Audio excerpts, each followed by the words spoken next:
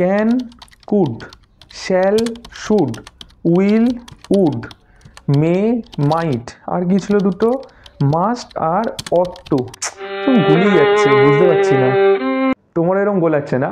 এটা হচ্ছে modal verbs. এটা ইংলিশে একটা খুব কনফিউজিং জায়গা। চলো আজকে এই মোডাল ভার্বসটাই ক্লিয়ার করে নেওয়া যাক। প্রথমে আমরা জেনে নেব মোডাল ভার্বস কাকে বলে। মোডাল ভার্বস হচ্ছে সেই ধরনের ভার্বস যেগুলো বাক্যে বসে এবং মেন ভার্বকে সাহায্য করে। এই কারণে মোডাল ভার্বসকে হেল্পিং ভার্বসও বলা হয়ে থাকে বা অক্সিলারি ভার্বসও বলা হয়ে থাকে। এবার তোমাদের প্রশ্ন হতেই পারে মনে যে টোটাল মোডাল ভার্বসের সংখ্যা কটা। মোডাল ভার্বস টোটাল 10টা আছে। আমি এক এক করে তোমাদের বলছি। First can, then could, can could হয়ে গেল। তারপর উইল আর would, okay. Shall, should, okay.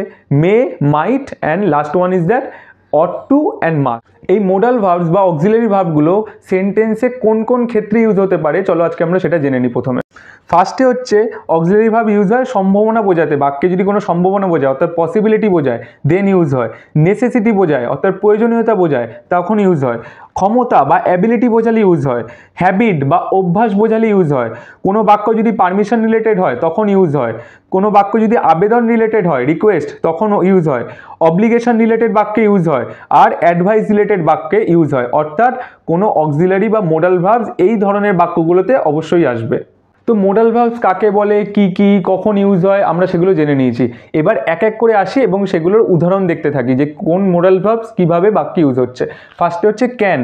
Can কথার বাংলা অর্থ হলো পারা। তো ক্যান যেই মোডাল ভার্ব সেটা যদি বাক্যে আসে তখন কিভাবে ইউজ হবে এবং কোন কোন ক্ষেত্রে এটা ইউজ হতে পারে চলো আমরা শিখে নিই। ক্যান ইউজ হয় কোনো বাক্যে যদি প্রেজেন্ট অ্যাবিলিটি বোঝায় দেন ক্যান ইউজ করতে পারো।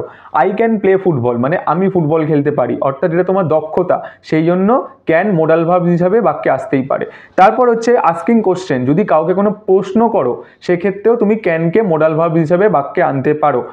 ক্যান আই প্লে ফুটবল, আমি কি ফুটবল খেলতে পারি, এটা হচ্ছে প্রশ্নবোধক, অর্থাৎ প্রশ্নতেও তুমি ক্যানকে বাক্যে আনতে পারো।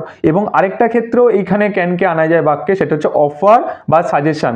ধরো কাউকে কোনো অফার দেবে বা কাউকে কোনো সাজেশন তুমি দেবে সেক্ষেত্রেও তুমি ক্যানকে বাক্যে আনতে পারো। সেক্ষেত্রে তোমার উদাহরণটা হবে ইউ ক্যান গো দেয়ার, মানে তুমি সেখানে যেতে পারো, কাউকে তুমি সাজেশন করছো, সাজেস্ট করছো, ইউ ক্যান গো দেয়ার, সেখানেও তুমি ক্যানকে বাক্যে আনতে পারো। এই তিনটে ক্ষেত্রেই ক্যানকে বাক্যে আনা যায়, প্রেজেন্টেবিলিটি, আস্কিং কোশ্চেন আর অফারিং বা সাজেশন। এবার চলে আসা যাক কুডে। কুড কখন ইউজ হয়? কুডকে তোমরা ক্যানের ছোটো ভাইও বলতে পারো।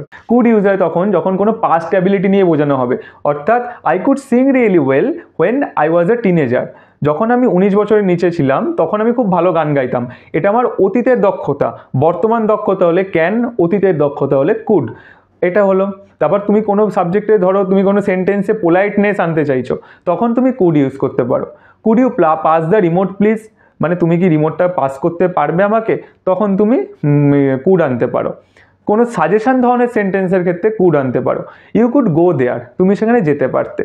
কোনো সাজেশন ধরনের সেন্টেন্সে কুড আনা যায়, কিন্তু এই সাজেশনটা তখনই বোঝাবে যখন অতীতের কোনো ঘটনার সাজেশন তুমি এখন দিচ্ছ তখন কুড হবে। আর বর্তমানের কোনো ঘটনার সাজেশন যদি তুমি দাও তখন ক্যান হবে। ইউ ক্যান গো দেয়ার মানে তুমি যেতে পারো, আর ইউ কুড গো দেয়ার মানে অতীতে কোনো ঘটনা হয়ে গেছে সেটার সাজেশন তুমি এখন দিচ্ছ, তুমি যেতে পারতে সেখানে, তো তখন হবে কুড। আর লাস্ট হবে হচ্ছে পসিবিলিটি বোঝাতে, ইট কুড রেন টুডে, আজকে বৃষ্টি হতে পারে। তো এরকম পসিবিলিটি বোঝাতে গেলেও কুড ইউজ করতে পারো তোমরা। ক্যান আর কুড তো হলো। এবার উইল কখন ইউজ হয়? উইল তখন ইউজ হয় যখন কোনো কিছু ভবিষ্যতে করা হবে বোঝায়। I will go to school, আমি স্কুলে যাব। আই উইল রিড ইংলিশ, আমি ইংলিশ পড়বো। আই উইল প্লে ক্রিকেট, আমি ক্রিকেট খেলবো। এই ধরনের ভবিষ্যৎকালের কোনো কিছু বোঝাতে উইল ইউজ হয়। এবার চলে আসা যাক উডে। কখন উড ইউজ করতে পারি? উড ইউজ করতে পারি আমরা কোনো সেন্টেন্সে যখন কন্ডিশন বা শর্ত বোঝাবে তখন আমরা উড ইউজ করতে পারি। যেমন ধরো সেন্টেন্স যদি এরকম হয়, I would go there if I get time, মানে আমি সেখানে যাব যদি আমি সময় পাই, অর্থাৎ এটা কন্ডিশন বোঝালো, সেই জন্য এখানে উড আনতে পারো তুমি। পোলাইটনেসেও আনতে পারো উড।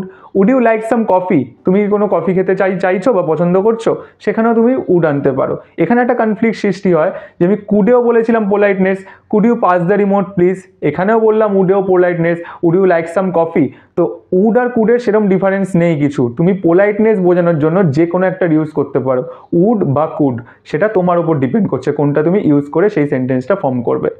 ইমাজিনেশন বোঝাতেও তুমি উড ইউজ করতে পারো। ইমাজিনেশন কথার বাংলা অর্থ কি? ভাবনা। ভাবনা বোঝাতেও তুমি উড ইউজ করতে পারো।